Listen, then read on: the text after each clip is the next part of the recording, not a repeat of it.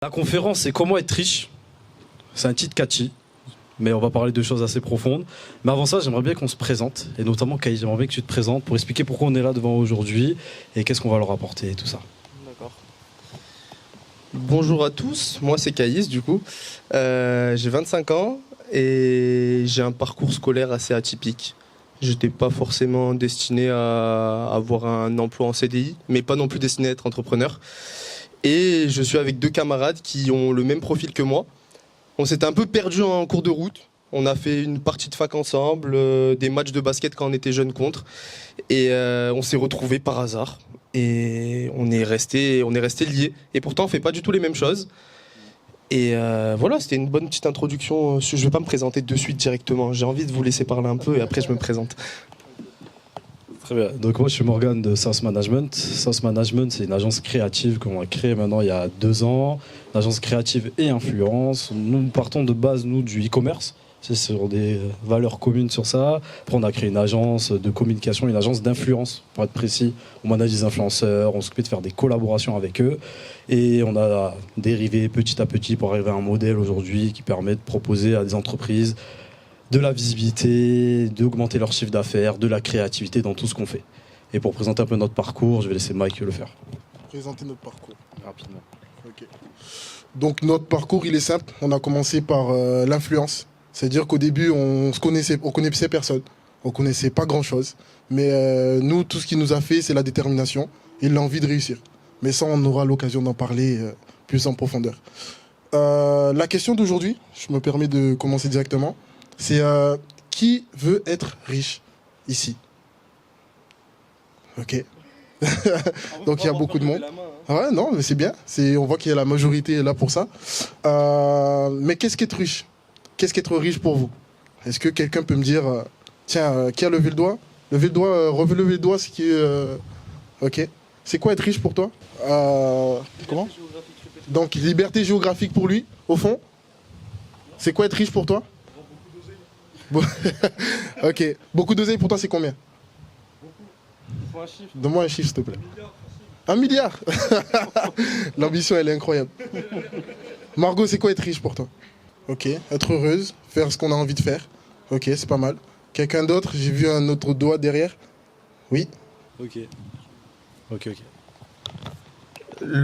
C'est pas un problème, je veux dire, le problème de cette réponse. Juste à quel moment tu vas te dire que ton niveau de vie va évoluer au point où tu vas devoir forcément plus manger des pâtes, c'est plus ça ton problème, mais peut-être partir en jet privé pour aller à Miami.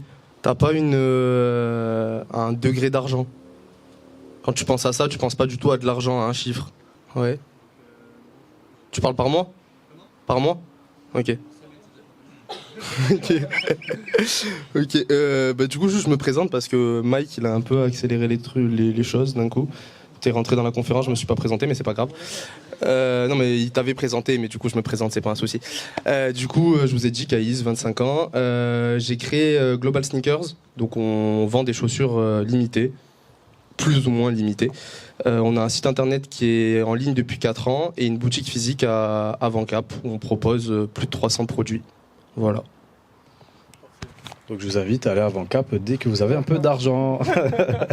Non, du coup, pour revenir à comment être riche. Vous avez tous parlé de riche financièrement. C'était un peu ça aussi le piège. Nous, on voulait pas parler forcément que de ça. Est-ce qu'il y a d'autres façons d'être riche pour vous aujourd'hui? Non, mais ça peut être que l'oseille, ouais. Ok, amitié, entourage, il y a d'autres choses. Non, il n'y a que l'argent qui compte. Le temps? Le temps, c'est-à-dire le temps.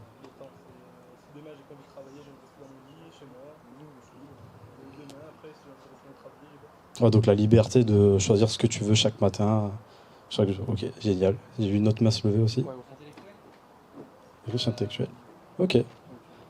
Ok, génial, génial. Donc la question maintenant c'est bien. On a défini ce qu'était être riche selon chaque personne. Nous, on s'est basé quand même sur la riche, évidemment, financièrement, mais pas que. Riche humainement, riche culturellement, riche de plein de choses. Et du coup, la question qu'on vous pose maintenant, c'est comment s'y prendre pour y arriver? Est-ce que vous avez des idées? Ok, voyage, super. Avoir un plan, une discipline? Ouais. Et une discipline, c'est-à-dire une discipline? Pas de plan B, génial. T'as prévu de faire quoi cet été? Ouais. Ok. Tu prends pas de vacances? C'est bien. Ensuite? S'instruire. Ouais. Prendre son temps pour pouvoir lire des ouvrages ou avoir des retours bien s'entourer, quoi. Ouais, clairement, s'instruire, ouais. D'autres choses? Non. Donc, ouais. Bien s'entourer surtout. Bien s'entourer, génial. Génial, génial.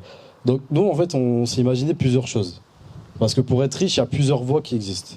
Et on voulait parler de voie professionnelle plutôt avant de parler de toutes ces choses-là. Donc, notamment la voie du salariat, la voie du freelancing, on peut dire ça comme ça, et la voie de l'entrepreneuriat. Donc, est-ce que tu veux commencer à parler de la voie du salariat? Non, mais dans tout ce que vous avez dit, personne m'a donné quelque chose de concret pour l'instant. C'est-à-dire, vous m'avez dit, il faut voyager, il faut faire ci, mais là, ce qu'on va parler aujourd'hui, c'est du concret. Donc, si vous voulez être riche, donc moi, comme j'ai dit tout à l'heure, c'était un peu une vanne, mais vous pouvez vendre de la drogue. El Chapo, troisième personne la plus riche au monde en 2017, je crois. Ou sinon, vous avez la voie du salariat. Le salariat, un salarié qui a une compétence que personne n'a, est un salarié qui va devenir forcément augmenter sa valeur sur le marché. Donc vous pouvez devenir riche en étant salarié, en étant un super cadre, en étant un super un super designer qui fait des motion design que personne connaît. Donc vous avez cette voie-là qui peut vous amener à être heureuse, comme elle a dit, à pouvoir voyager et à pouvoir qu'est-ce que tu m'avais dit déjà? Tu m'avais dit à liberté géographique. Donc en étant un super salarié, comme on dit. Ensuite, on a la voie du freelancing, qui est on va dire un mi-chemin entre entrepreneur et salarié. En gros, c'est un salarié qui n'a pas d'attache et qui peut être dans n'importe quelle entreprise. Et ça aussi, c'est une voie pour être riche. On va pas vous en parler parce qu'on l'est pas comme salarié. Du coup, on va vous parler de l'entrepreneuriat après. Mais tout ça pour dire que freelance aussi, c'est possible. C'est un modèle possible. Parce que souvent, on entend, nous, c'est ouais, faut monter une boîte absolument pour être riche, pour tout ça, tout ça. Alors qu'au final, c'est pas forcément la meilleure voie pour y arriver. Ça en fait partie. Mais par exemple, freelance, c'est quelque chose qui est de plus en plus à la mode en ce moment. Et on voit, par exemple, nous, on fait appel à certains freelances dans nos entreprises et ils tartinent. Il y a des gros prix, il y a ceci. Et surtout, ils font des 10, 12, 14 000, 15 000 euros par mois. Ils sont derrière un ordinateur, ils font 2-3 trucs et c'est terminé. Donc ça, c'est une voie aussi possible, mais que malheureusement, on n'a pas fait, donc on ne peut pas leur expliquer. Donc après, il y a quoi? Les entrepreneurs? Je crois que c'est nous. Et là, du coup, messieurs, dames, la voie la plus compliquée. Ça paraît la plus simple, sans doute. Avant de vous en parler un peu plus en détail, parce qu'on a un peu d'expérience maintenant, selon vous, quels sont les aspects positifs à être entrepreneur? Ouais. La créativité. Quand je dis... ok. Ouais, non, j'ai compris ton créativité. Ok. Moi, j'ai pas compris. Vas-y, développe ton créativité. D'abord, il faut demander le plus un qui te met des limites. Ok. Qui fait tes propres choix. Plutôt de la liberté créative. Ah, elle est timide, là. T'as pas parlé encore. Ah, tous les deux, vous avez pas parlé. Je le visais plus lui, mais du coup, t'as bien fait de réagir. Le premier truc que je vais te dire, c'est que à chaque fois on répond indépendant, ouais, on fait ce qu'on veut, on est libre, tu seras jamais indépendant. Ouais, mais du coup, tu vas toujours dépendre de quelqu'un. Parce que tu vois, moi, dans mon milieu, par exemple, on a l'impression que, bon, je mets les produits que je veux dans le magasin, mais les prix d'achat, je dépends de quelqu'un. Donc en soi, tu vois, je suis toujours lié à quelque chose où je vais devoir négocier, où un gars va me faire chier, et c'est comme ça. Donc l'indépendance, c'est quelque chose qu'on imagine, mais sur le terrain, t'es jamais réellement indépendant. Tu dépends toujours de quelqu'un, du marché, des conflits extérieurs, de la géopolitique. Genre, c'est vraiment spécial l'indépendance. Je sais pas ce que tu penses. Clairement, c'est une des choses qu'on nous avance toujours. Nous, on est jeunes, donc on nous dit « Ah, c'est génial, vous avez votre boîte, vous faites ce que vous voulez dans votre vie, machin. » Et au final, on se rend compte qu'on a énormément de contraintes en termes de dépendance envers d'autres personnes. Parce que, comme on a dit, il y a le marché. Par exemple, nous, à différence avec Caïs, lui, il a beaucoup de clients. Il en a, je ne sais pas combien par jour, mais il en a beaucoup. Nous, on est dans le B2B, donc c'est des clients plus qualifiés, comme on dit. Mais du coup, on n'en a pas beaucoup. Mais du coup, ces clients-là, c'est un peu comme tes patrons au final. Ils t'attrapent, ils te disent bon, ça marche pas ça. Donc, je vais bientôt couper ton contrat. Donc, tu as intérêt à te bouger. Moi, je veux ci, je veux cela. Donc, c'est vrai que cette indépendance, elle est un peu fictive.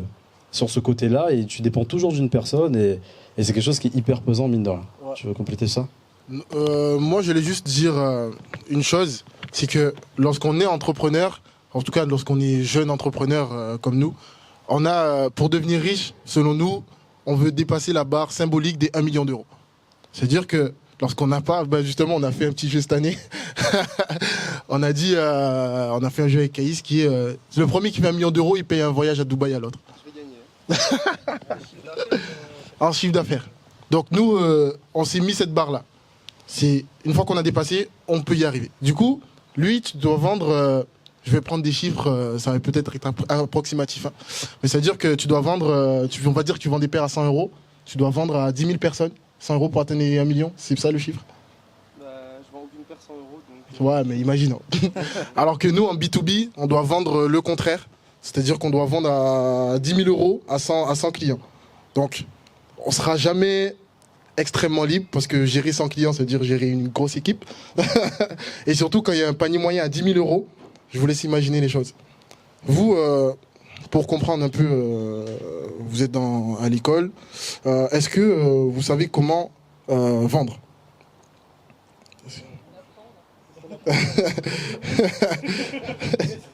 Ok. Ah ouais. Attends. Est-ce qu'on peut interroger quelqu'un? Il vend un stylo. Loup de Wall Street, très classique. Il y en a qui est chaud de le faire ou pas? Tu veux vendre un stylo? Non, vas-y, vends-nous quelque chose. Une chaussure si tu veux. Personne veut vendre. Oni, t'as l'air chaud.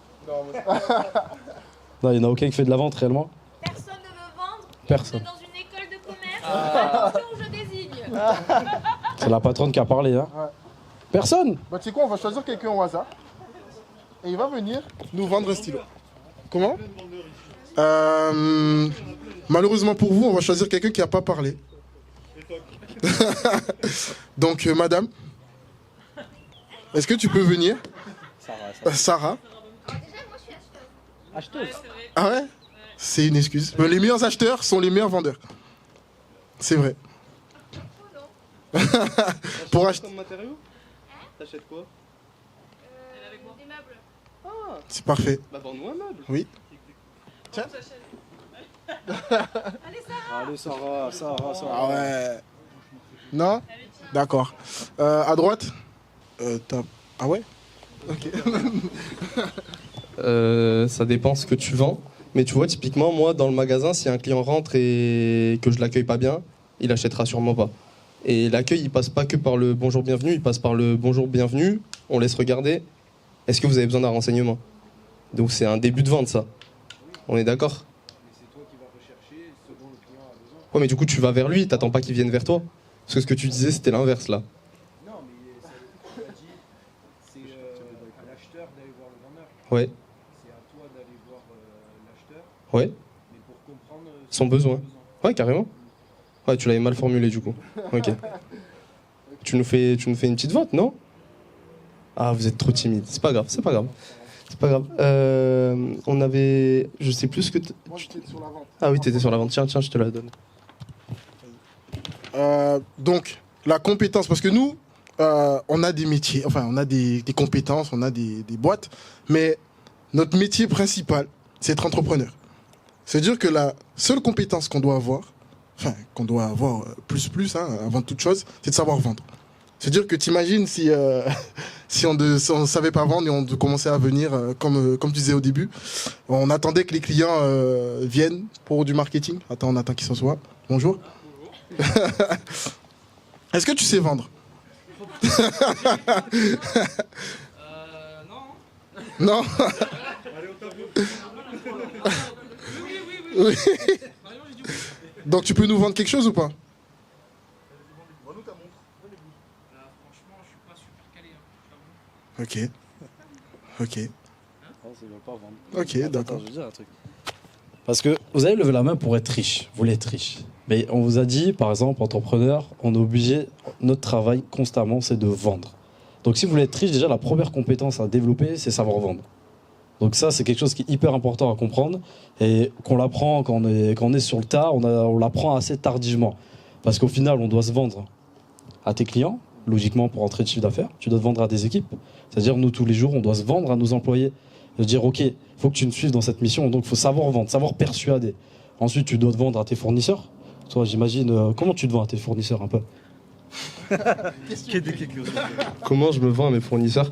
Je leur mets souvent des coups de pression. J'aime bien les coups de pression, moi. Mais après, c'est un peu propre à moi.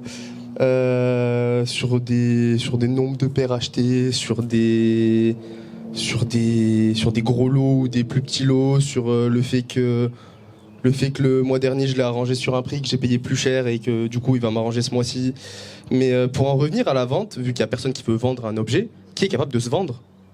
C'est de la vente, hein. Qui est capable de se lever et de me dire garçon, je fais ça, donc embauche-moi. Vous voulez une alternance? Non, mais sans forcément alternance. Genre, je vous dis, je cherche un acheteur.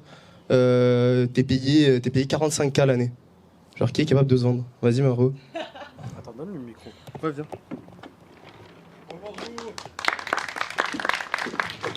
Bonjour. Moi, c'est Margot, du coup. J'ai pas bu depuis 2 semaines. Non, du coup, Margot, enchantée, 24 ans. J'ai un parcours un peu atypique. J'ai fait un bac ST2S. J'ai fini en STAPS, licence, master pour être prof des écoles. J'ai vécu 6 mois à Copenhague pendant mon master pour apprendre l'anglais. Je parlais pas un mot d'anglais en partant. Je suis rentrée en France en étant du coup bilingue. Et je suis rentrée en école de commerce parce que j'adore l'échange avec les gens et je voulais voyager à l'origine, c'est ce qui me motivait. Et j'ai une capacité d'adaptation un peu facile, je m'adapte à tout, je réponds à vos besoins assez facilement. J'ai un beau contact avec les gens en général, j'ai pas peur de parler, je suis un peu beaucoup extravertie. Que vous dire de plus? En général, j'ai un très bon relationnel du coup avec les clients, comme je vous ai dit, et puis je pense que je peux apporter un vrai plus à votre entreprise, parce que je suis une vraie multitâche. Je vends des gâteaux, je garde des enfants, je travaille dans un restaurant le week-end, je suis en alternance la semaine. Voilà. J'aime beaucoup le sport aussi, donc j'ai un gros esprit de compétition. J'aime pas perdre, j'adore gagner, du coup. Voilà pourquoi je pense être un bon élément pour votre entreprise. Merci beaucoup, Gogo. Quelqu'un d'autre est capable de se vendre? Non? Trop timide, c'est dommage. Ça va? Ça m'intéresse. Tu veux parler? Ouais, je vais dire un truc. J'avais parlé de la vente. Ah, moi aussi. Ah, vas-y. J'ai une question à te poser. Oui. Est-ce que tu connais le secret de la vente? On va vous donner le secret. Sérieusement, le secret de la vente? Le secret de la vente, c'est pas on a 2 oreilles pour écouter, une seule bouche pour parler, donc on écoute plus qu'on parle. Oni, je l'aime bien. Non. Non, Margot, c'est pas bien, c'est un piège qu'on t'a fait. Mais concrètement, quelque chose, la valeur fondamentale, et ça, c'est pour devenir riche, on reprend toujours le titre, et pouvoir vendre des choses, c'est qu'on doit savoir écouter avant toute chose. Par exemple, on va vous donner quelque chose dans notre parcours. Parce que ça, on a dit, ça fait 2 ans qu'on a cette agence, mais ça fait 5 ans qu'on office en tant qu'entrepreneur et surtout sur le business en ligne et plein de choses. Donc ça fait 5 ans qu'on se vend. Et ma qualité principale, parce qu'on va dire que je suis principal vendeur, c'est mon métier, je ne parle jamais. C'est-à-dire quand je suis avec des gens, je ne parle pas, j'écoute. Et j'écoute activement. Et c'est quelque chose qui a l'air complètement surfait comme conseil, mais ça change tout. C'est-à-dire que, tu vois par exemple Margot, fallait nous poser des questions, pourquoi on recherchait quelqu'un?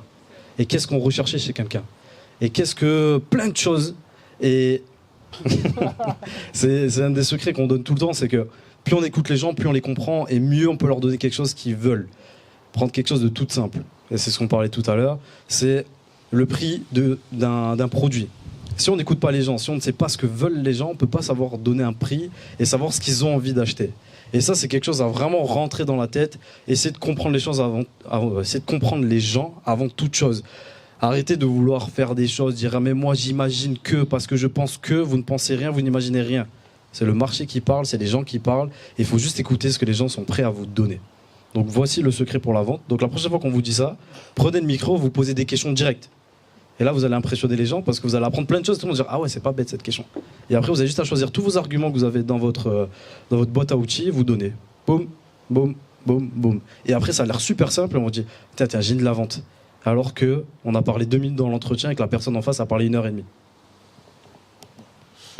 Ensuite, donc, deuxième Oui. Ouais. C'est vrai. Tu connais ton travail.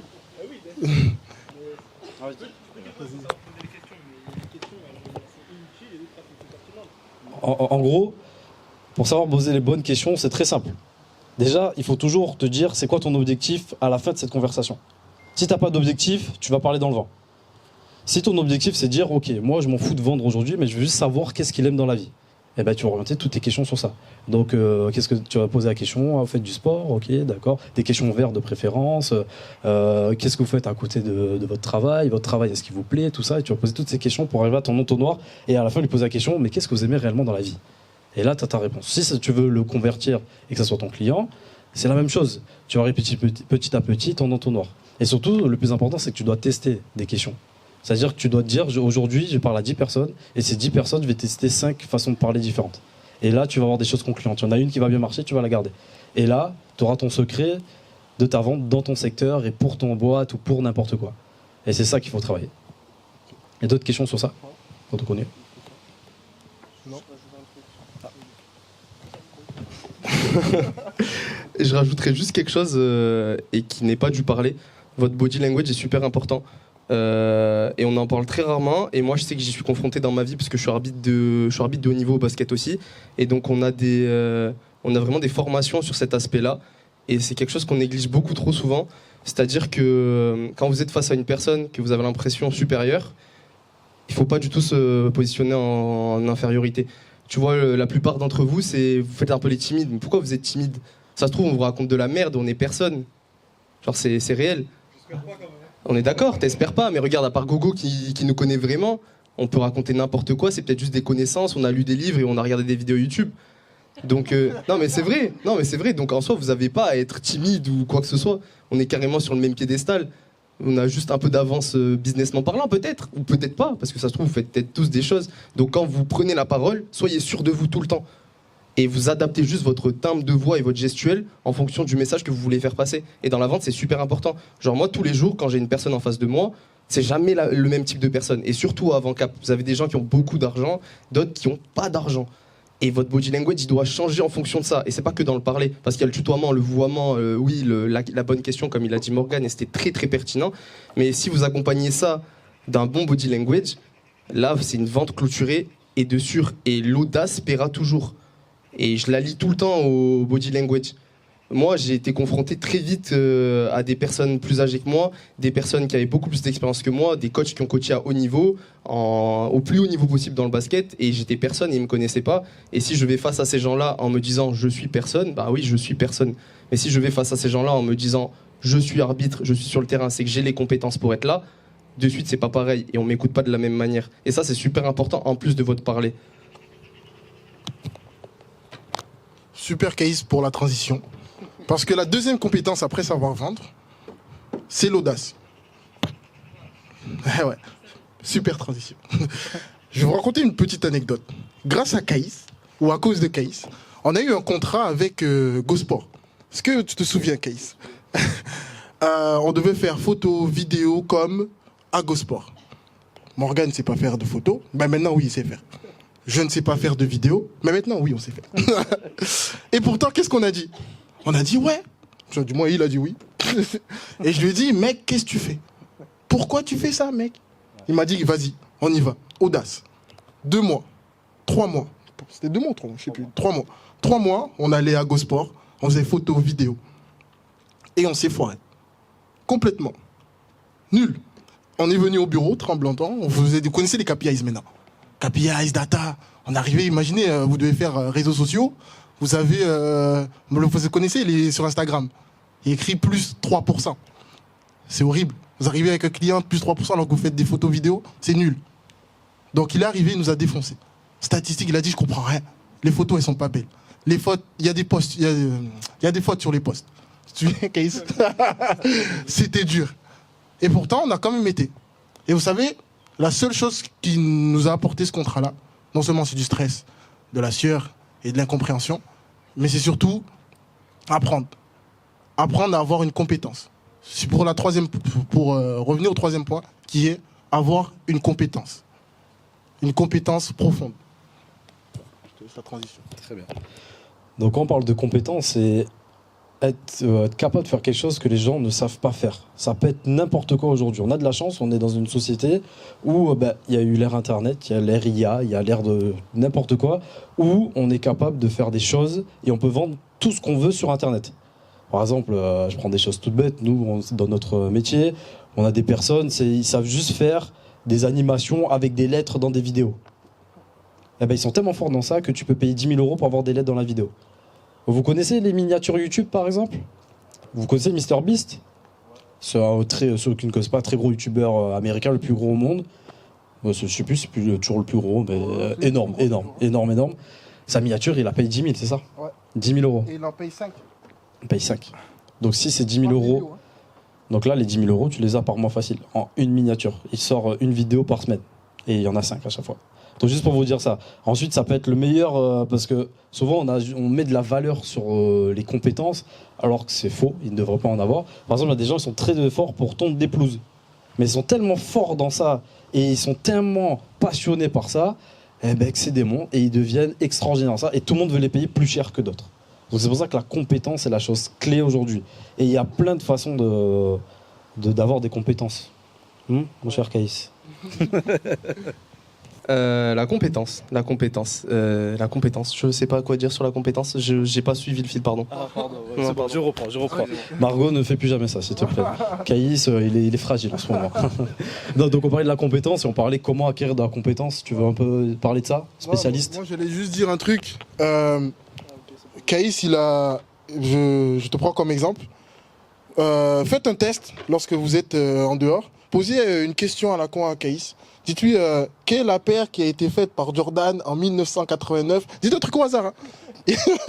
Il va vous répondre. Le lieu, la date, avec qui, comment et pourquoi elle a été vendue. Et ça, c'est sa compétence. C'est-à-dire que vous allez au shop, vous voyez une paire, au hasard, vous lui posez n'importe quelle question, il va vous répondre. Au millimètre près, avec une histoire derrière. Donc, aujourd'hui, sa compétence, pour moi, selon moi en tout cas, je te le dis tout le temps, c'est le storytelling. Pouvoir raconter des histoires. Et ça, c'est, on va dire, pour moi en tout cas, ça j'anticipe, hein, ce sera pour moi l'une des compétences importantes à avoir dans les 10 prochaines années. Pourquoi? Parce que si vous voulez monter un business, il va falloir faire du personal branding. Et là, je suis été un peu trop loin. Mais vous connaissez le personal branding? Vous avez une école de commerce. Ok. Qu'est-ce que c'est? Ça, je vous teste un peu. Faites attention, elle va arriver. En vrai, c'est un peu ce que tu as demandé, comment on se vend nous-mêmes. Ouais. C'est de la personnalisation. Comment? C'est de la personnalisation. Ouais. Je monte une boîte, j'ai une histoire derrière, pourquoi je le fais, comment je le fais. Ouais, c'est ça. Pour les clients aussi, je le fais pour lui parce que... Ok. Bah, c'est exactement ce qui est important. Moi, ce que je voulais relever, c'était l'histoire. Vous savez pourquoi Louis Vuitton coûte aussi cher? Parce que en soi, je pense que Caïs, tu peux créer les mêmes choses que Louis Vuitton à la main. Oui, tout le monde peut créer du Louis Vuitton. Mais pourquoi on achète Louis Vuitton aussi cher? Qui a un truc Louis Vuitton? Personne? Ou un truc, une montre Gucci? Personne? Ok. Pourquoi vous pourrez l'acheter aussi cher? Pourriez l'acheter aussi cher? Dis-moi, Oni. Parce qu'il y a une image de marque et puis ça donne une certaine image de soi-même. On adapte, comment dire, Louis Vuitton, c'est une institution, c'est la richesse, ça représente quelque chose. Et puis si on le porte, forcément on est lié à cette marque et on a envie de retranscrire ce qu'elle nous propose. Quoi. Ok, vas-y. Quand on achète des choses de marque, on n'achète pas forcément le produit, on achète les principes et les valeurs. Génial. Génial. Donc, pour devenir riche, donc on parlait de compétences. Donc il y a savoir créer des histoires. Il y a savoir créer des choses. Ça veut dire qu'il y a des choses qui n'ont pas encore été inventées. Par exemple, je pense qu'il y a 2 ans, on ne se disait pas qu'il allait avoir ChatGPT. Vous utilisez tout ChatGPT. En école de commerce, vous utilisez tout ChatGPT. Personne n'utilise ChatGPT? Toi, tu utilises ChatGPT? Oui. Ok. Vous avez misé là-dessus. Rassurez-moi. Hein? Vous savez tous faire des prompts et créer des images à partir du dernier GPT 4o? C'est pas la version. Non. Ok. En fait, c'est des trucs comme ça. Vous avez vu qu'il y a des marchés qui sont porteurs. Je vais aller un peu loin, mais je fais une petite bulle. J'aime bien parler. Je vais aller un peu loin. Vous savez qu'il y a des marchés qui sont porteurs et que si vous vous placez au bon moment, au bon endroit, vous pouvez devenir riche très rapidement. Comme Kaïs a fait avec la crypto, mais... Tu dis ça. Faut pas déclarer. Faut pas déclarer. Tu veux parler de la crypto? Pourquoi je veux pas parler de la crypto? Non, j'ai rien à dire sur la crypto. Non, sur les compétences. Putain, on est toujours sur les compétences. C'est long les compétences. Non, pour moi la meilleure compétence à avoir, si vous voulez devenir entrepreneur, encore une fois, je parle pas de salariat, c'est la confiance en vous et la confiance que vous mettrez en votre projet. Je développe.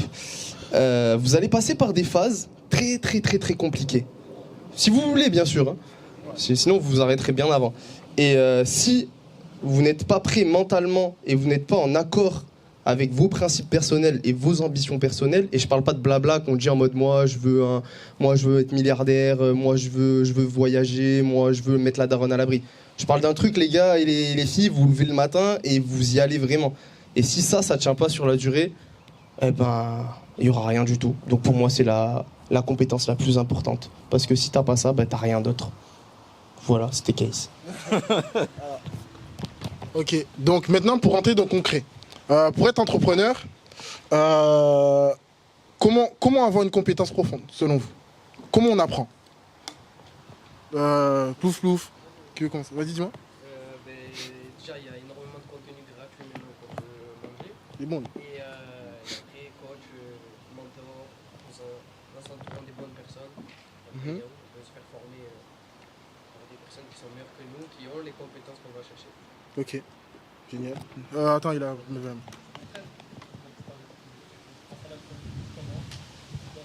bien de se former au tout début, mais finalement, il faut y aller pour un petit moment. On va trouver d'autres personnes à gauche, Ouais, très bien.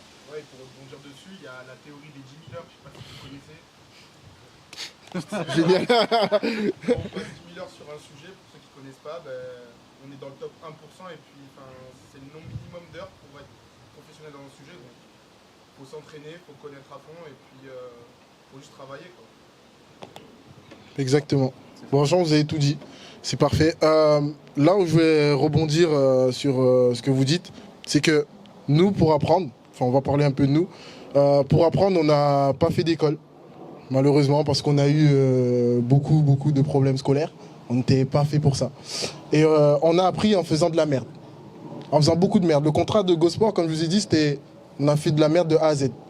Et pour ça, on attendait. On a eu l'audace, on a eu le pouvoir de vendre et on a eu la pseudo-compétence. Mais c'est ça, on a testé. On a été sur YouTube. On a été sur le contenu gratuit, comme tu as dit. On a lu des livres. On n'a pas eu de mentor, malheureusement. On n'a pas eu de coach. Mais on s'est quand même formé, comme on a pu. On a bootstrappé. Du coup, vous allez faire des erreurs. Mais l'important, c'est de faire des erreurs. Donc l'idée dans ce que je disais tout à l'heure, comment savoir vendre, c'est pareil, comment savoir évoluer. On se tait et on écoute. Et il y a quelque chose dont je voulais revenir dessus, c'est par rapport à... tu as parlé de la notion de mentor. Parce qu'en effet, on n'a pas eu un mentor au tout début, mais on a eu pas mal de gens qui nous ont donné des conseils au jour le jour. Et ça, c'est quelque chose que nous, on remarque qui n'est pas très exploité encore aujourd'hui, surtout par notre génération, parce qu'on pense tout savoir. Comme nous, on est né avec Google, comme maintenant on a ChatGPT, on sait tout. Mais on ne sait rien du tout. Il y a des personnes qui ont de l'expérience. Par exemple, on reprend GoSport parce que c'était un moment formidable pour nous d'apprentissage. C'était un commerçant qui a une cinquantaine d'années, qui a monté énormément de business. Et bien il est arrivé, il nous a dit nos 4 vérités et surtout il les a dit de façon bienveillante et on a appris plein de choses. Plein de gens seraient braqués en disant non tu es fou, j'avais ma vidéo, elle a fait 15 000 vues, c'est bon, j'ai percé, machin, tout ça. Non, on a dit ok, c'est bien. On a montré en premier, évidemment, parce qu'il fallait sauver notre cul quand même. On a montré en premier, regarde ce qu'on a réussi, t'attaques. Il a fait, ok, c'est bien, ferme-moi ton ordi, maintenant on va parler d'homme à homme. On va me dire, mais ça c'est nul, ça c'est nul, ça c'est nul, ça c'est nul. Et le réflexe qu'on a eu, c'est prendre notre stylo, notre cahier, écrire. Et dire, ok, ça c'est intéressant, pourquoi il me dit ça? Tout, mettre une flèche sur ça. On récupère tout ce qu'il nous dit, on arrive, on rentre au bureau, et la première question c'est, pourquoi il nous a dit tout ça? Essayer de retourner tout ça. Se dire, ok, il nous a dit qu'on ne savait pas communiquer avec les commerçants. Pourquoi on ne sait pas communiquer avec les commerçants? Parce que peut-être il y a ça qui ne vont pas. Donc on va tester de nouvelles façons de communiquer. Et c'est là où je parlais tout à l'heure de test. Tu reviens à cette notion de test. Tu testes and learn. Donc tu testes et tu apprends.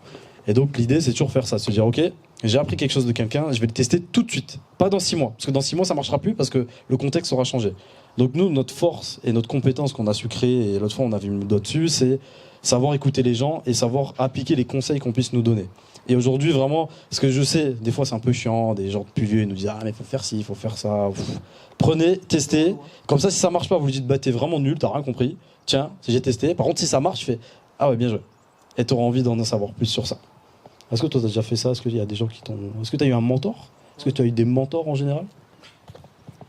J'ai juste des mentors dans le sport personnellement, Kobe Bryant pour ceux qui connaissent, mais c'était plus sur la discipline sportive de base et au final c'est la discipline de l'effort. Parce que vous voyez, on est confronté souvent dans l'entrepreneuriat à des bas qui sont très très bas. Et moi l'année dernière j'ai été confronté à un bas très très bas. Je voulais un magasin absolument et je n'arrivais pas à avoir de magasin parce que je ne trouvais pas ce dont j'avais besoin. C'était soit une histoire de loyer trop cher, soit une histoire d'emplacement pas numéro 1 ou pas numéro 1 à mes yeux, soit c'était pas le bon moment et ça le faisait pas. Et je vous jure que j'étais dans un état où je ne faisais plus rien. J'étais juste chez moi, je gérais mes commandes parce qu'il fallait les gérer, sinon les clients ils crient au scandale. Et quand je les voyais, de toute façon, le problème c'est que je suis très expressif. Donc quand je vais pas bien, ça se voit de suite. Et donc ils cherchaient à m'aider, sauf que j'étais seul et personne ne pouvait m'aider. Genre j'étais vraiment seul avec mes problèmes. Et quand je vous dis que c'est vraiment très dur ces moments-là, c'est qu'en fait tant qu'on le vit pas, on peut pas le comprendre. Parce qu'aux yeux de tout le monde, vous êtes super fort, hein, vous êtes super chaud, vous avez plein d'argent, vous allez tout réussir. Mais la réalité, c'est pas du tout ça. La réalité, c'est que vous êtes tout seul, à devoir gérer une entreprise, à devoir gérer des clients, et vous êtes dans la merde en fait, parce que vous avez l'impression de pas avancer. C'est juste ça. Et c'est un aspect qu'on néglige sans doute beaucoup, et qui m'a fait beaucoup de mal personnellement. Maintenant, c'est du passé, mais sans peut-être ce que j'ai appris avec la discipline sportive, et en l'occurrence Kobe Bryant, c'est son principe de Mamba Mentality. Donc c'est je ne m'arrête jamais, je travaille toujours plus, je tombe, je me relève et je me relève pour être meilleur, je m'inspire des plus forts. C'est juste ça mon mentor et ça m'a vraiment beaucoup aidé parce que je serais sans doute pas devant vous si j'avais pas eu un minimum de cette mentalité. Alors, prochaine compétence. Vous avez de la chance, dites-vous. Je vais pas le dire ça comme ça, sinon ça va être trop vieux. Dis-le. Non, je vais pas le dire. Vous avez de la chance d'être à l'école.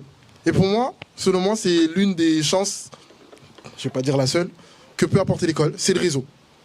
Lorsque vous faites de l'entrepreneuriat, le plus gros bagage avec lequel vous allez partir, c'est votre réseau. Si votre père est chef de je sais pas quoi, vous avez de la chance. Et utilisez-le. Si votre mère connaît tout le monde, toute la mairie, vous partez avec une chance et gardez-le. Lorsque vous avez cette chance d'avoir un réseau, à l'école, on a des réseaux. Tu vois, lui, ça se trouve, demain, il va travailler il va être chef de marketing chez, je sais pas moi, chez Decathlon. Et toi, tu vas avoir une agence de je sais pas moi, de site internet. Decathlon, bon, pas Decathlon, mais bon. Peut-être qu'il va t'appeler, toi. Tu vois. Ça se trouve, Margot, elle va devenir alpiniste. Et tu vas créer une marque pour les alpinistes. Et du coup, elle va donner à tout son réseau. Donc, si vous connaissez le livre Comment se faire des amis? Vous l'avez lu. Qui l'a pas lu? Tu veux pas devenir riche. Tous ceux qui lèvent la main ne veulent pas devenir riches. Officiellement. Non, c'est bon. Pour avoir des amis, enfin, pour devenir riche, il faut absolument avoir un réseau. J'allais dire d'autres choses, mais je vais... Mais je vais trop parler. Non, c'est vrai que la notion de réseau est la plus importante aujourd'hui. Dans n'importe quel business, on a besoin d'avoir du monde qu'on connaît. Le B2B, le B2C, ce que vous voulez, on a besoin de connaître des gens. Et ça, c'est ça qui va se vendre le plus cher à la fin. Parce que, pourquoi des entrepreneurs qui ont 20 ans, 25 ans de carrière, c'est les numéros 1 dans ce qu'ils font? Parce qu'ils connaissent tout le monde. Et quand il y a un concurrent qui arrive, il dit... de toute façon, moi je connais le fournisseur, les clients ils les aura pas parce que moi j'ai l'agence de com avec qui je bosse qui va me ramener tout le monde. Le directeur du magasin il va le faire virer, machin, tout ça. Donc dites-vous que là, préserver des relations avec tout le monde, c'est quelque chose qu'on expliquait dans notre vidéo YouTube qui sortira bientôt. Petit teaser encore une fois. C'est que penser à une façon facile de se faire du réseau, c'est de donner des services aux gens. Un peu, vous voyez la mafia, ce qu'ils font? Vous voyez? En gros, ils te proposent un service en échange de rien pour l'instant. Mais dans 10 ans, ils reviennent avec quelque chose. Vous ne revenez pas dans 10 ans avec quelque chose, mais juste proposer des choses. Par exemple, là, vous avez du temps à perdre. Vous allez me dire, ah non, j'ai pas le temps, je suis surbooké, c'est pas vrai, vous êtes des menteurs. Tant que vous n'avez pas d'enfants, de famille, ça va, vous avez du temps. Parce que le reste, c'est futile à côté. Donc, donnez votre temps, profitez, vous êtes jeune, donnez votre temps, donnez 2 heures à une entreprise à droite, à une asso, à ceci, à cela, et un jour, ça, tout le monde va vous le rendre. Et nous, ça a été ce qu'on a fait, ce que Caïs fait tout le temps aussi, c'est dès qu'il y a une personne qui est là, on lui donne du temps, on prend du temps avec lui. Par exemple, est-ce que vous connaissez les déterminés? Les déterminés, oui. En gros, les déterminés, c'est une asso qui aide les entrepreneurs à se lancer, souvent des entrepreneurs de quartier et tout ça. Nous, on a nos bureaux qui sont pas très loin, donc souvent on va dans leurs événements et on va voir des jeunes entrepreneurs. On passe toujours presque 1h30, 2 heures, voire avec une seule personne, pour l'aider, pour lui donner un plan marketing, pour lui donner des astuces, pour lui donner un contact. Cette personne, elle a une chance sur 1000 de réussir, de sortir de son projet. Mais si elle réussit, eh ben, elle se rappellera de nous. Et elle dira, ah ces 2 mecs-là, eh ben, ils m'ont aidé ce jour-là. Eh ben, je vais lui rendre l'appareil. Donc pensez à ça et ne sous-estimez personne. Parce qu'il y a des gens, on pense qu'ils sont nuls, mais ils sont très très chauds. On l'a déjà vu, nous. On est les seules personnes à leur avoir parlé dans la soirée parce qu'ils ont l'air totalement nuls. Et ben, au final, c'était lui le plus chaud de la soirée. Et il te dit, bah tu vois, tout cela là, tu pourras rien faire avec eux parce que c'est moi qui décide de partout chez eux. Donc pensez à ça, gardez toujours ça, ne sous-estimez personne et créez du réseau au maximum et entretenez-le.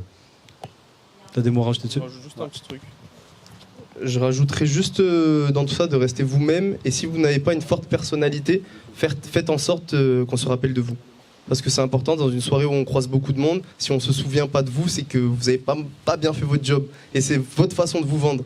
Donc quand vous faites quelque chose, même pour rien avoir derrière, juste pour dire je rends un service aujourd'hui, je n'attends rien derrière, faites en sorte de marquer la personne que vous avez en face de vous. Ça peut être par votre style vestimentaire, ou ça peut être juste par votre façon de parler, votre détermination. Faites en sorte juste de marquer les gens tout le temps. En fait, quand on ouvre la bouche, il faut impacter la personne en face de nous. Et c'est super important ça dans votre vie, pas que dans le travail, tout le temps. Quand on ouvre la bouche, on impacte la personne en face de nous. Comme ça, elle se souvient de nous tout le temps. Parce que l'inconscient, il est très très très très fort. Fais des masterclass. Pas dernier conseil, mais comme on doit aller vite, on a regardé le temps. Selon vous, pour vous lancer dans l'entrepreneuriat, combien il faut investir? Dis-moi. Ça dépend sur quel business déjà. Oui. Selon vous, donne-moi une fourchette. Dessus maintenant. D'où Ah, ouais, ça. À partir de zéro. À partir de 0. Création de contenu en organique, c'est gratuit. C'est juste Putain, on va plus donner la parole à lui. Tu as lancé quelque chose, non? J'ai juste un truc. Pourquoi il n'y a aucun d'entre vous encore qui nous a dit comment vous en êtes arrivé là? Parce que ça vous intéresse pas, c'est tout, Caïs. Non mais en vrai. t'as pas demandé. Mais pourquoi faut demander? Vous avez des bouches, on n'est pas obligé de parler nous. Ouais, tiens, combien d'oseilles, c'est ça quoi. Bah pose la question, je te réponds, j'ai pas de problème avec l'argent. Faut pas trop dire. Tu sais, quand j'ai fait le tour des promos, Ouais. la conférence, ils m'ont dit c'est quoi leur chiffre d'affaires? Le chiffre d'affaires quand? Tu veux le chiffre d'affaires sur quoi? Sur une loi, savoir si elle fonctionne. Bah je sais pas, sur les 4 enfin sur l'année. Du coup sur l'année en cours, de janvier à maintenant, on est à 358 000 je crois. Oh c'est pas grave, t'inquiète, la comptable elle est solide. Ah, mais du coup, y a personne qui pose cette question. Je suis désolé, j'ai carrément interrompu, mais ça me. Bon, tant pis. On parlera au cocktail de tout ça. Non, mais c'est vrai, la question que vous posez, oui. Oui, question pour Caïs. T'es un gamin, t'allais pas répondre, t'as rien posé comme question, j'ai lâché le micro, t'as parlé. Vas-y, je te raconterai après. T'es le seul à être intéressé, je te raconterai après. Ah, c'est pas j'ai fait le mec vexé là. Vas-y, je vais faire rapide. Ok, je vous le fais en super rapide, en 2 minutes, comme ça on perd pas trop de temps. J'ai eu mon bac en 2017. En 2017, je suis parti en faculté des sciences du sport. Oui, ouais, salut Gogo. J'ai revu mes gars, parce qu'on joue au basket contre. J'ai rencontré Gogo. J'ai raté ma première année, bien évidemment, parce que j'allais pas en cours, c'était pas rigolo. J'ai voulu retaper. J'ai tenu 1 mois et au bout d'1 mois, je me suis dit, gros, tu fais quoi? Genre, tu joues à quoi dans ta vie? Ça sert à rien de ce que tu fais. Du coup, ben, j'ai décidé d'arrêter. Puis je suis rentré chez moi, je l'ai dit à ma mère, et ma mère, elle m'a dit, ben, tu vas faire quoi maintenant? J'ai dit, ben, je sais pas, on verra bien. Du coup, j'ai commencé à regarder, à l'époque, c'était Théophile Héliette, du coup, l'immobilier. J'étais là en mode, ouais, l'immobilier, il faut beaucoup d'argent, donc ça sera pas ça. J'ai regardé un peu tous les gars qui passaient, beaucoup de ricains, je comprenais pas grand chose à l'anglais, mais vas-y, tu connais, sous-titres automatiques, on regarde ce qui se passe. Bref, on arrive en février, du coup j'ai arrêté l'école en octobre, on arrive en février. Un gars, moi, du basket, me dit gros, j'ai besoin d'un gars pour travailler au black, un peu, je te paye, c'est du lavage automobile. Ok, vas-y, on y va. Lavage auto. Première journée chez Tesla. On lave des voitures, c'est vraiment pas passionnant, mais c'est très bien payé. On était payé 150 € la journée, sachant qu'une journée durait 5 heures. Du coup, c'était vraiment bien payé. Du coup, je lui dis, bah, gros, je vais rester avec toi, on va continuer. Et de fil en aiguille, j'ai monté ma première boîte dans le lavage automobile. Donc, c'était une micro-entreprise. Je faisais du lavage auto chez Tesla, BM et Mini Cooper. Ça a duré 3 ans. Ça a fini par être une belle micro-entreprise. Genre, c'était vraiment cool. Et en 2021, bien évidemment, entre-temps, j'ai lancé Global Sneakers en 2019, j'ai totalement oublié. Je vendais juste des chaussures comme ça sur Instagram. C'était vraiment le truc le plus bateau possible. Tu crées une page Insta, tu mets 3 photos que tu trouves sur Insta. Tu n'as pas les produits, tu vends. J'avais juste mes paires, j'ai 500 paires. C'est une petite collection perso. Je vous pose ça là. De quoi ? Le sapin. Tu connais le sapin, t'as la rêve ? Ah là, tu me fais plaisir. Ah là, tu me fais plaisir.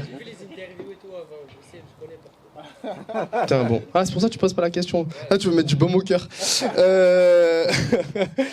Ouais, dis-moi. Pourquoi tu t'es dit je vais lancer dans les sneakers alors que... Parce que je collectionne des paires en fait depuis que j'ai 14 ans. Donc c'est un truc qui me passionne de transmettre quelque chose qui me plaît. Et j'avais beaucoup de demandes sur Instagram de gens qui me disent où t'achètes les paires, où je peux acheter les paires. Du coup en fait je me suis juste dit au lieu de l'envoyer chez des gens, je vais le faire moi. C'est tout bête comme ça en 2019 que je crée. C'était octobre quand j'arrête la fac en fait quand j'arrête la fac je crée cette page mais je l'utilise pas beaucoup. En parallèle je fais le lavage auto. Donc je vends quelques paires de temps en temps. J'achète beaucoup plus de paires que ce que j'en vends à ce moment-là. Genre, je suis vraiment le client par excellence. Et en fait, ce qui se passe, c'est qu'en du coup 2021, les chaussures, ça a un peu pris, mais ce qui me rapporte beaucoup d'argent, c'est réellement les voitures. J'ai la possibilité de faire un shop éphémère, donc de vendre mes paires en physique sur Aix-en-Provence. Et l'opportunité, elle est impossible à refuser. Je leur dis, ils sont comme des fous. Du coup, obligé, on s'envoie. Et en fait, vu que le lavage auto, c'était un job où je devais être présent physiquement, j'ai dû faire un choix entre les deux, sachant que le lavage auto, on arrivait à un tournant où je pouvais vraiment beaucoup, beaucoup gagner d'argent. Mais j'ai préféré la passion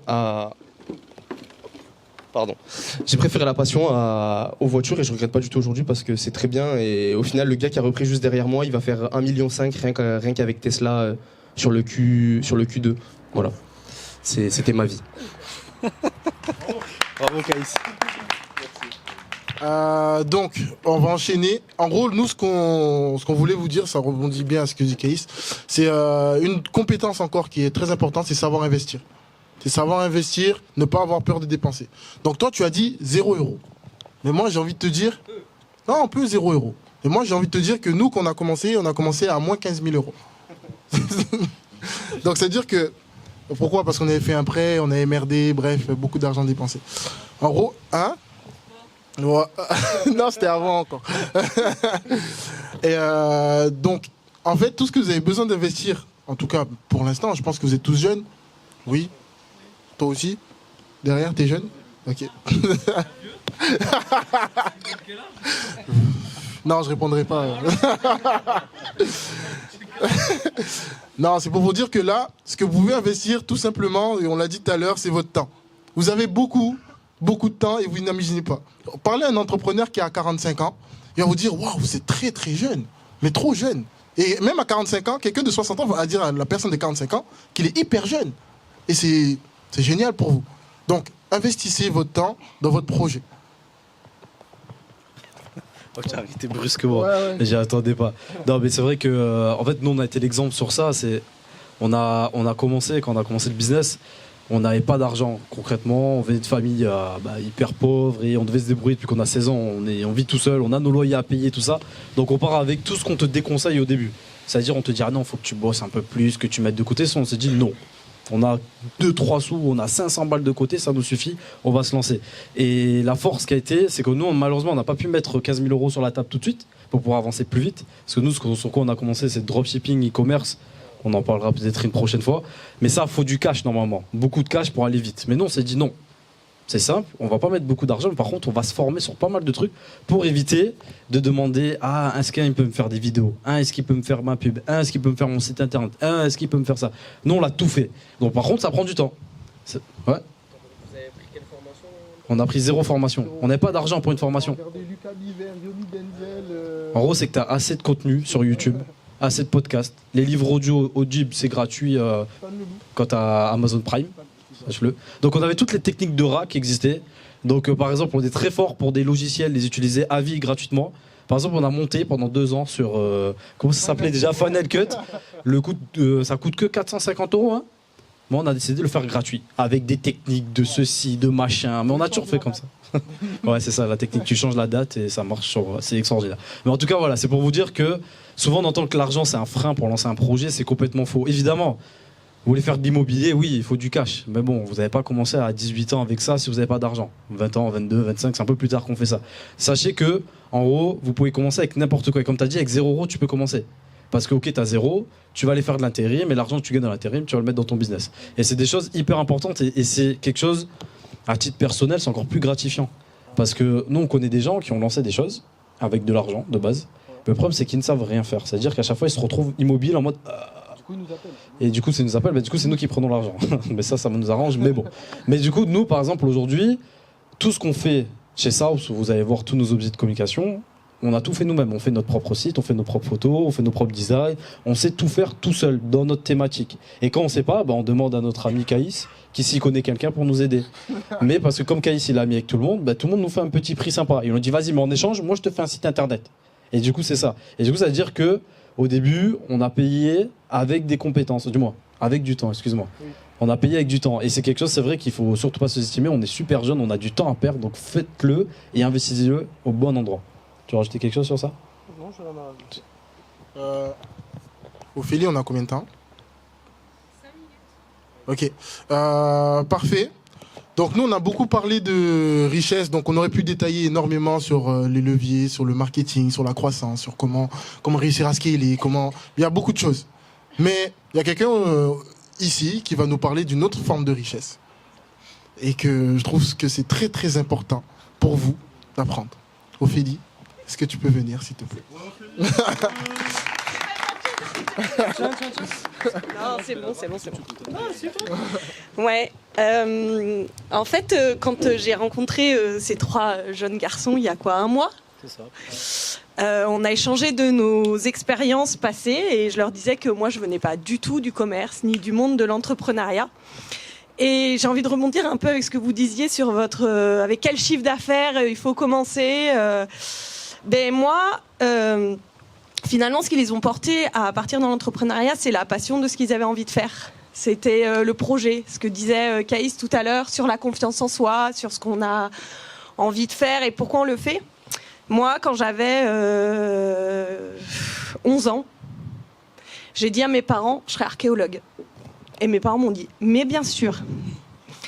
Et puis, j'étais pas douée à l'école quand même, j'avais pas une super moyenne. Et quand j'ai commencé à regarder, vous savez, l'orientation à la fin du collège, au début du lycée, pour être archéologue, tout le monde s'était marqué. Si vous aviez pas eu ça parce que vous avez Internet, mais moi j'avais des petits livres de l'ONICEP à l'époque. Et voilà, vous l'avez eu aussi. Et qui disait que pour devenir archéologue, il fallait avoir un bac plus 5, un bac plus 8. Et moi, je me battais avec 11 de moyenne. Et je me disais, putain, 11 de moyenne, faire un doctorat et un master. Enfin, c'était pas les masters à l'époque, c'était les DESS et les DEA. Enfin bon, voilà. Je disais, je vais pas aller faire ça. J'ai fait une fac d'histoire. Et la fac d'histoire, ça m'a dégoûtée. Parce que c'était une première année où on formait les gens pour aller passer le CAPES et devenir prof d'histoire. On était 200 dans l'amphi et ils nous disaient l'année prochaine, vous serez 30. Un peu comme vous, quoi. Première année de STAPS, voilà. Et puis finalement, j'ai dit à mes parents, non, c'est pas possible. Moi, je vais être archéologue. Je vais faire une fac d'archéologie. Et donc, j'ai fait de l'archéologie, malgré mes difficultés, malgré tout ce que je rencontrais, parce que j'étais passionnée. Parce que c'est ce qui me portait et parce que c'est ce que j'avais envie de faire. Et pourtant, j'avais pas un rond. J'avais pas de parents qui avaient des réseaux. J'avais rien. Je l'ai fait parce que c'était ce qui me portait, ce qui me poussait, ce que j'avais envie de faire. J'ai fait 18 ans d'archéologie. J'ai été vivre 10 ans en Italie. J'ai fouillé sur des sites magnifiques. J'ai eu une expérience professionnelle et de vie incroyable. Ce qui m'a fait me réorienter, c'est que je suis devenue maman, j'ai eu des enfants, j'ai eu des contraintes, disons, autres, et j'ai jamais eu l'opportunité d'avoir un poste, parce que les postes en archéologie fixes sont très compliqués. Donc c'est comme ça que je me suis réorientée, mais dans ma carrière, j'ai toujours encadré des étudiants, toujours.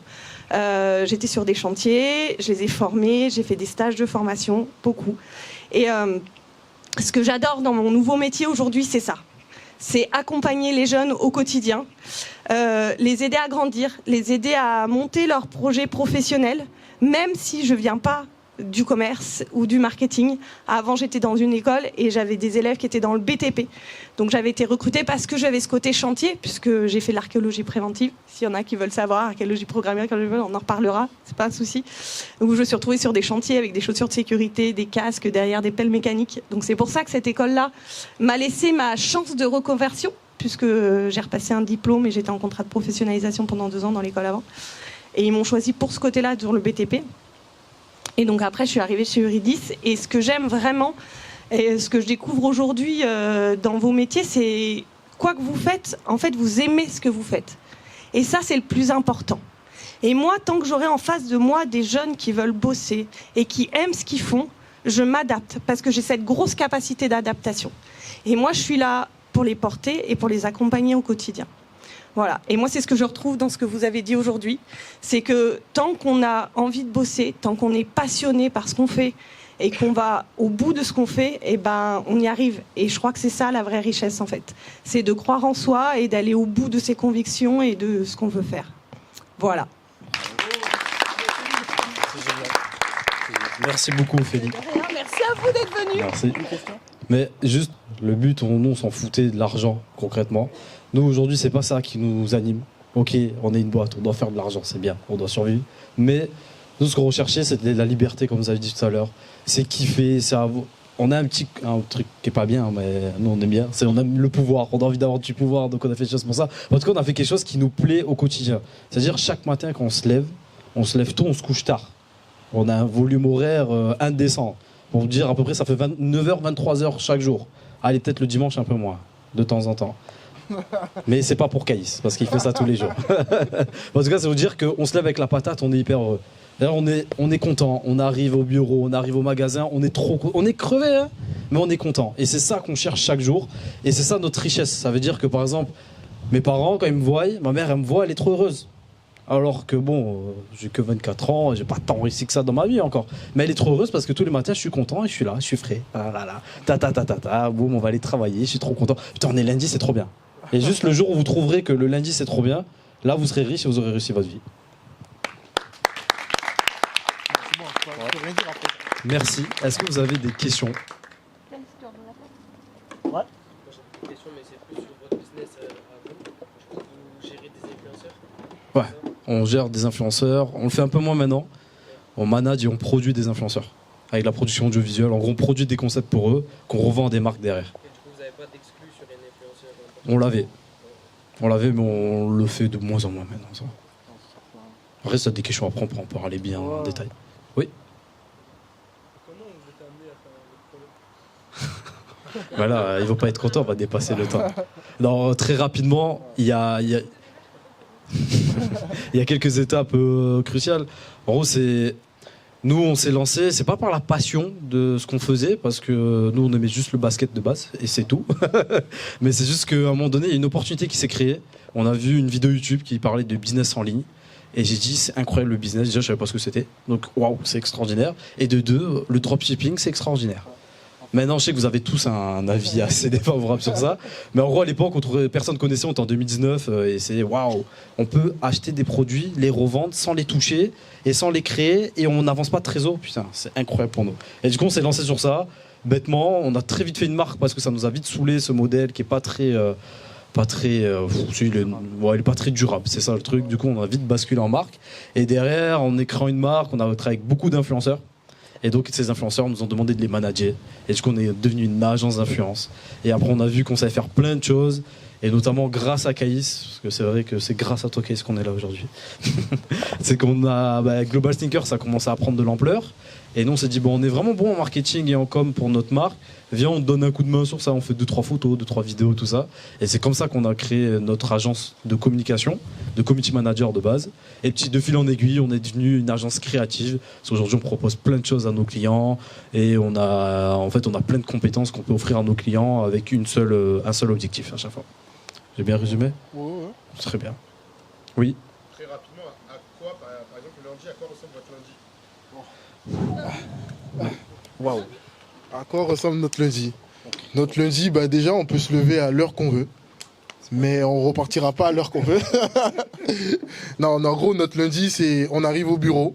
Il y a les employés qui sont là, qui ont la patate de travailler avec nous parce que comme nous, on est heureux, ils sont forcément heureux. Après, on est dans une très petite entreprise, donc c'est-à-dire qu'on peut voir nos employés. C'est pas tous les patrons qui peuvent les voir. Et quand on arrive, on insuffle l'envie, la passion de pouvoir faire des choses, de pouvoir être créatif. Et ça, c'est pas tous les métiers qui peuvent le faire. Mais nous, on a la chance de pouvoir le faire parce qu'on aime ce qu'on fait. Et aujourd'hui, on peut donner toutes nos compétences à nos clients. Ah ouais? Le lundi, qu'est-ce que tu fais le lundi? Moi, je pensais que c'était ça, moi. On se lève à 9h. J'arrive à 10h. Je regarde, je fais mes post-it. Je fais mes post-it pour l'équipe aussi. Ensuite, à midi, je crie un peu sur les gens pour qu'ils puissent se bouger. Donc à 13h, ils vont manger. Je leur crie dessus pour qu'ils puissent revenir. Non, je rigole, je leur crie pas dessus. Après, on crée du contenu. Donc c'est-à-dire on va en tournage, on part, on crée des plans d'action, des plannings. Et après, à 17h, l'équipe part. Et nous, on reste, on réfléchit sur la boîte. Qu'est-ce qu'on doit faire? Quelle action qu'on doit mener? Où est-ce qu'on doit investir? Est-ce qu'on doit recruter quelqu'un? Est-ce qu'on doit virer quelqu'un? Et voilà. Ça vous arrive souvent de virer quelqu'un? Ça nous est arrivé récemment, mais ça arrive à tout le monde. Elle ressemble à quoi ta journée mardi? Mardi. Mardi, c'est pareil que le lundi, c'est pareil que le mercredi, que le jeudi, que le vendredi, que le samedi et que le dimanche. Mes journées, moi, c'est 9h30, on ouvre le magasin. Donc on arrive 10 minutes avant, parce qu'il n'y a rien à faire, on fait le ménage le soir. Tâche de la journée, objectif de la journée. Donc objectif de chiffre d'affaires de la journée. On parle en nombre de paires, nous. Et en upsell, donc tu vends une paire et un accessoire. Par exemple, le lundi, il faut vendre 4 paires, et il faut qu'avec les 4 paires, on ait vendu 3 accessoires au moins. C'est un exemple. Dès que ça c'est fait et que c'est OK avec les gars qui sont là le matin, parce que je suis souvent seul en fait à 9h30 quand j'ouvre, les gars arrivent à 11h30, donc je les brief. Et après, journée classique, je traite mes commandes, je réponds aux mails clients souvent. Je recommande des paires quand il y a besoin de recommander des paires. Échange avec les clients. On va manger jamais à midi, on mange plus vers 13-14 heures. Suite de la journée classique, si c'est pas des commandes, c'est on gère des clients. Si c'est pas on gère des clients, c'est on refait du SAV. Et après les équipes partent, on fait un point sur la journée. Ménage, on rentre, on fait la compta, on refait des commandes, on regarde ce qui va pas, on se refixe des objectifs. Et le lendemain, c'est pareil. Voilà. C'est pas très passionnant comme ça. Je crois que c'est bon. Ouais. Allez, c'était un plaisir, merci beaucoup.